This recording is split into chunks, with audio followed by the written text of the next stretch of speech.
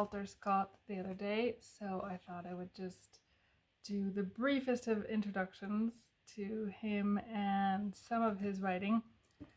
He was Scottish. He was born in the 18th century, towards the end of the 18th century. So he was writing in the early 19th century. He was basically a contemporary of Jane Austen. He studied classics and then went on to study the law and become a lawyer, a novelist, as well as a poet. I haven't read any of his poems. He was a novelist in the Romantic tradition, Romantic again with a big R. So known for his historical romances, and romances here meaning really adventure novels. And I have read 2 of his books, not including Waverley, which is one I bought that I haven't read yet. The first one I read was Ivanhoe, which is probably his most widely read novel, I would say, and it's my favorite so far. The other one I read was Rob Roy. So Rob Roy, written in 1817, and Ivanhoe in 1820. Rob Roy I had more difficulty getting through because of the dialect he would use sometimes when writing characters' dialogue, for example. Also, some of the action scenes or the sort of climaxes left me thinking, what, that's it? Okay. Because I knew the story more or less going into it. And so when certain events would finally take place, I was not super impressed. Ivanhoe, I didn't know much about other than the general context. And I did know there was a romancer with a small r. So about a relationship between a man and a woman. And yeah, that one was more enjoyable to read. It was more like a modern adventure novel, I would say.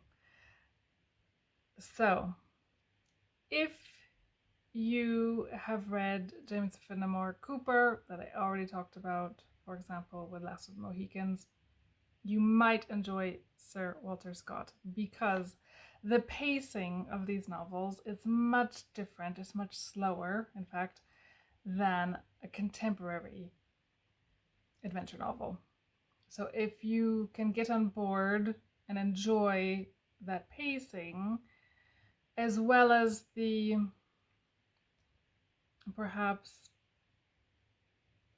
stuffier language style, then you might appreciate Sir Walter Scott too. Stuffy language, that's maybe not fair or accurate. A little verbose, though. I will give you an example. So this coming from Waverley, and I quote, Flora, now advanced, and welcoming Waverley with much kindness, expressed her regret for his accident, of which she had already heard the particulars, and her surprise that her brother should not have taken better care to put a stranger on his guard against the perils of the sport in which he engaged him. Edward easily exculpated the chieftain, who, indeed, at his own personal risk, had probably saved his life. End quote. So, yeah, it's a little bit to get your mind around. If you're used to reading 19th century novels, then it's probably fine. I think also if you are someone who enjoys the novels of Alexandre Dumas, Le Père, pas le fils, for example, The Three Musketeers, and in particular I'm thinking more of the Three Musketeers rather than the Comte de Monte Cristo, you might enjoy Sir Walter Scott because there is this sort of image of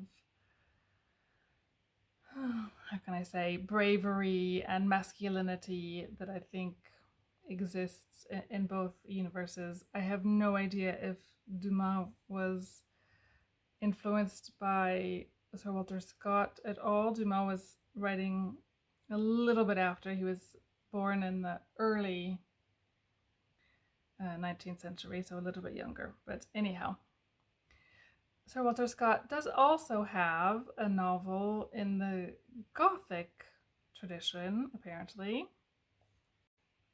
And this is his novel, The Bride of Lammermoor.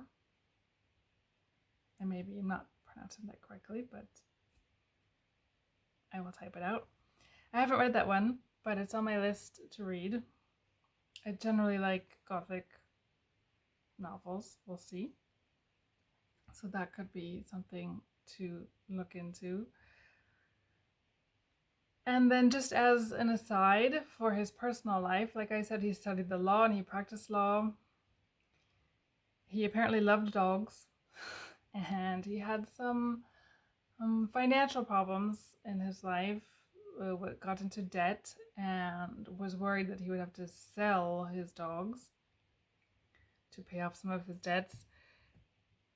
And he indeed died in debt, but apparently the sales of his novels quickly meant that the estate was able to pay off his debts. Anyhow, I digress. So, Sir Walter Scott, yeah, if you can handle some verbose language and some roundabout adventures, and you generally enjoy 19th century novels, then I would start maybe with Ivanhoe, and if that one goes down well enough, move on from there.